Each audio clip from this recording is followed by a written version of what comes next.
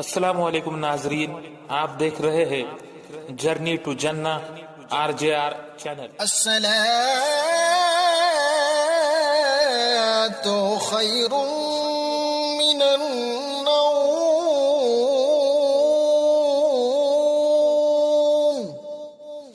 अस्सलातु खैरुम मिनन नौम।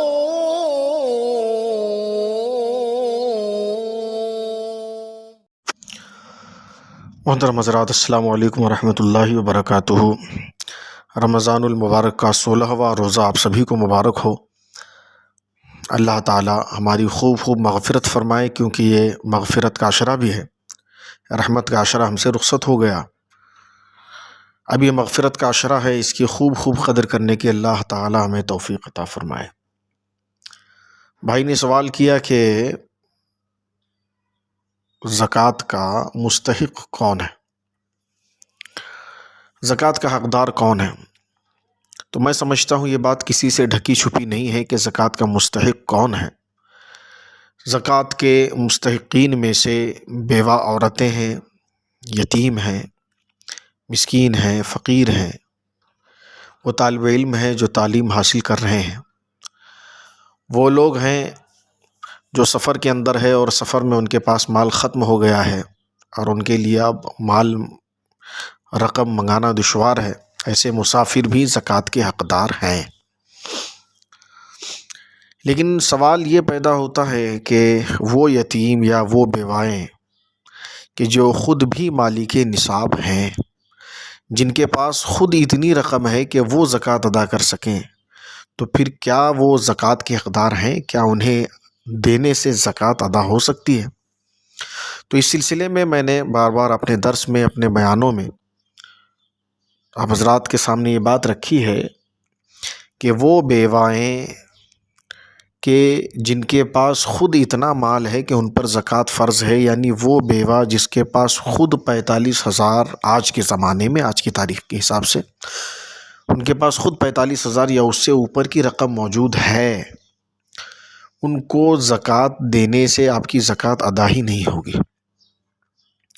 फिर आप कहेंगे कि लेकिन है तो वो बेवा, मुस्तक़बिल के लिए उनके पास क्या तरतीब होगी, हम तो उनको देना चाहते हैं। तो आप ज़रूर दीजिए, हमने आपको देने से मना नहीं किया या शरीयत ने आपको मना नहीं किया, आप ज़रूर उनको दीजिए। बात सिर्फ़ ये है कि ज़कात की रकम अगर देंगे आप तो ज़कात आपकी अदा नहीं होगी, क्योंकि वो ज़कात के हक़दारों में नहीं बैठते। हाँ, आपको उनसे मोहब्बत है, आप उनकी खैर खाही चाहते हैं, आप उनकी खैर खाही कर रहे हैं, तो फिर आप अपने पाक माल में से उनको दीजिए। यानी 100 में से 2.5% ज़कात का बनता है, आप उसमें से मत दीजिए। 97.5% जो आपके पास बच जाता है उसमें से आप दीजिए और भरपूर दीजिए।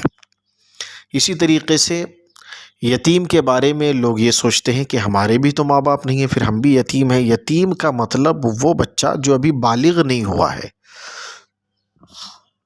और फिर उसके सर से जो है बाप का साया उठ गया हो, ऐसा बच्चा यतीम है, आप उसे दीजिए।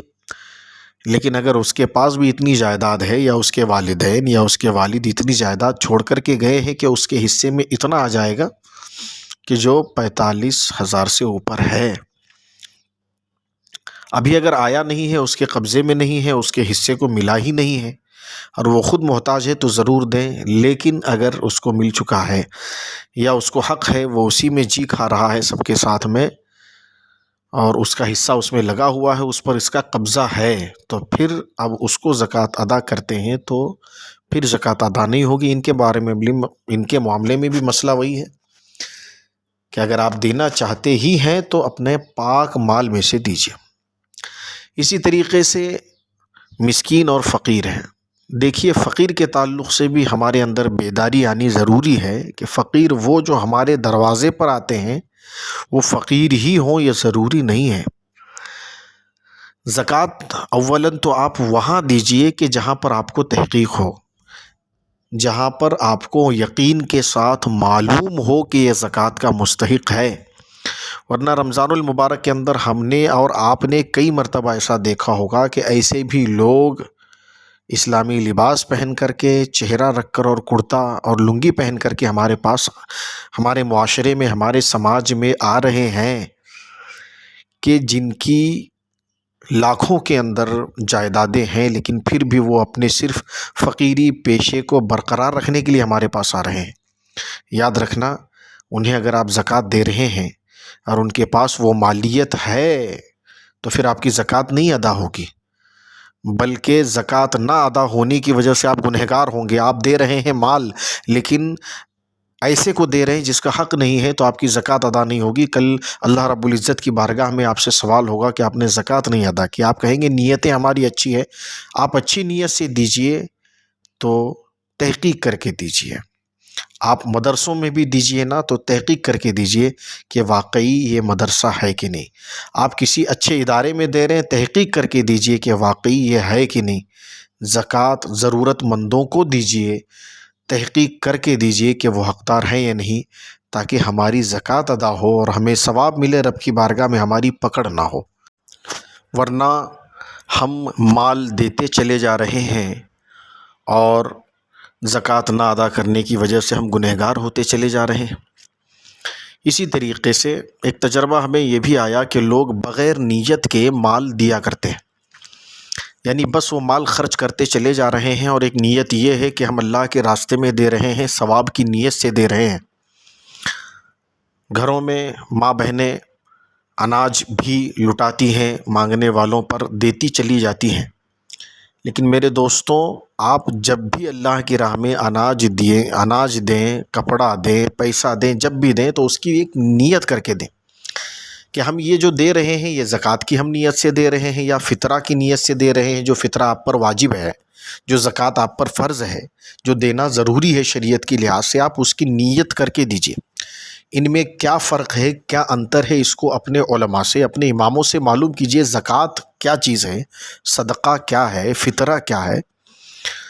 ہم گیہوں یوں ہی دیتے چلے جائیں اور کئی بورا ہم دے دیں، لیکن فطرے کی نیت ہی نہ کریں ہم اس میں، ہم بس ایسے ہی دیتے چلے جائیں، ثواب کی نیت سے دیتے چلے جائیں، تو یاد رکھنا فطرہ ایسے ادا نہیں ہوتا، آپ اس سے بری ذمہ نہیں ہو سکتے۔